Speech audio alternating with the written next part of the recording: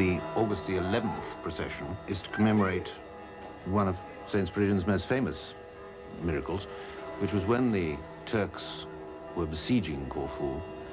He was seen to come down out of the sky with a host of angels and besiege the Turkish camp.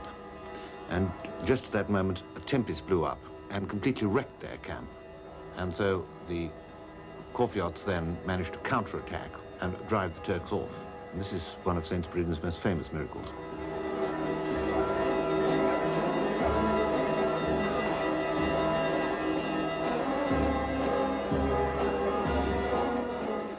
All these people are sick or suffering in some way or another, and they're waiting here in a line on the ground until the procession returns to the church. In the old days, the saint's casket used to be actually carried over the top of them, but now they carry it to one side. And in this way, these people hope that the saint will answer their prayers and be cured.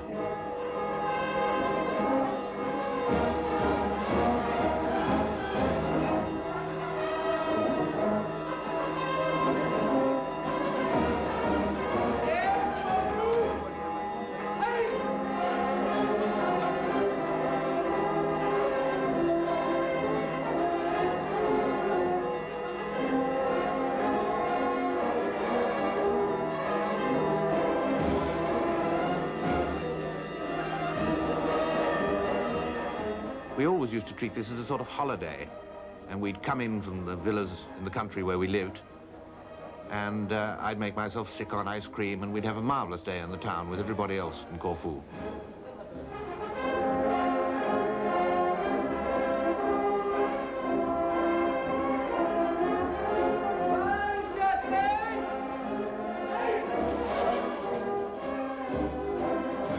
Now, when I was a boy, I used to be able to actually see the saint's face.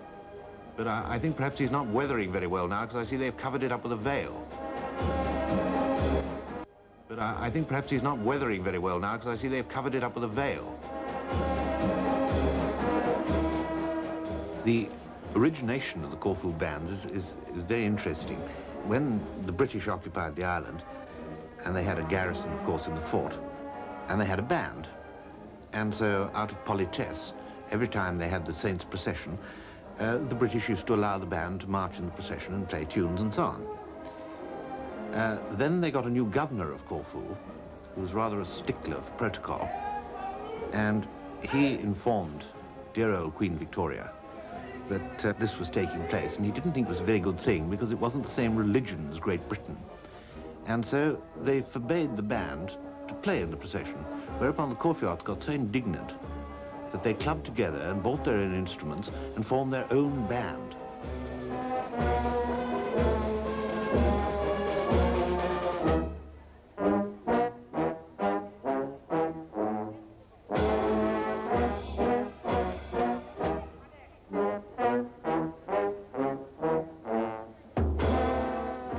St. Spyridon was born in the island of Cyprus, around about 270 A.D.